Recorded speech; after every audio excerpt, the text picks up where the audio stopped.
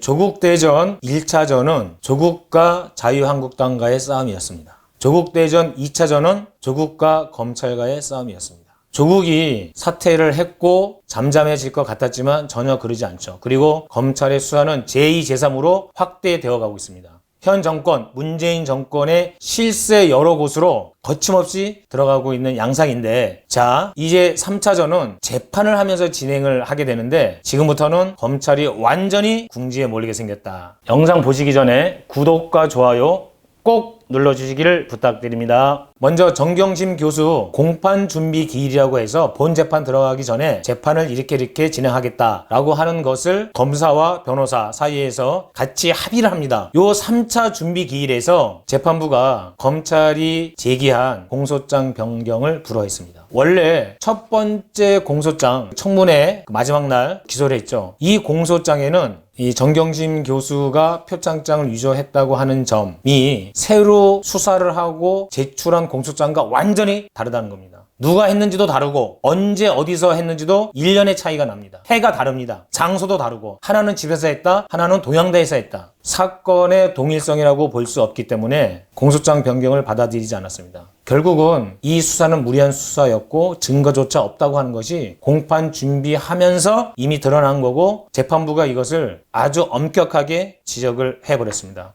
검찰 자꾸 그렇게 나오면 퇴정시키겠다, 그리고 정경심 교수 석방시키겠다는 정도로까지 나오고 있습니다. 검찰은 무리한 수사 스스로 책임져야 할 상황에 몰리게 된 것이죠. 자, 여기다가 이제 새롭게 더 뻗어나가고 있는 것이 울산 김기현 전 시장에 대한 하명 수사라고 하는 건데요. 근데 여기서 신기한 일이 벌어진 게 동부지검의 그러니까 검찰 수사관으로 있던 당시에 이제 민정수석실 특감반에 있었다고 하는데 이 양반이 갑자기 극단적 선택을 했습니다. 그런데 휴대폰을 그러니까 이제 증거 목록으로 가져간 경찰을 검찰이 압수수색해서 이 휴대폰을 빼앗아 갖고 이 휴대폰을 다시 달라고 검경 간에 지금 싸움이 벌어지고 있습니다. 그런데 울산 김기현 전 시장에 대한 비리 수사 중에서 고래고기 사건이라고 하는 게 있습니다. 이 고래고기 사건에 전현직 검사들이 정관 예우로 얽혀 있습니다. 다시 말하면 검사 비리가 이 속에 있을 수가 있는데 이것을 덮으려고 하는 과정과 검경 충돌이 있었고 이것을 또다시 검경이 지금 충돌하고 있는 양상입니다. 제가 보기에는 김기현 사건은 한편으로는 요거 민정수석실에서 했다, 조국이 관련돼 있다, 조국의 목을 겨누고는 있지만 동시에 삐걱하면 검찰의 비리가 전면화될 수 있는, 그래서 저는 이것도 역시 검찰이 쉽게 마음대로 하기 힘든 사안이라고 봅니다. 구독 땡큐. 이제 마지막으로는 부산경제부시장 유재수에 대한 감찰을 무마했다는 이제 사안인데요.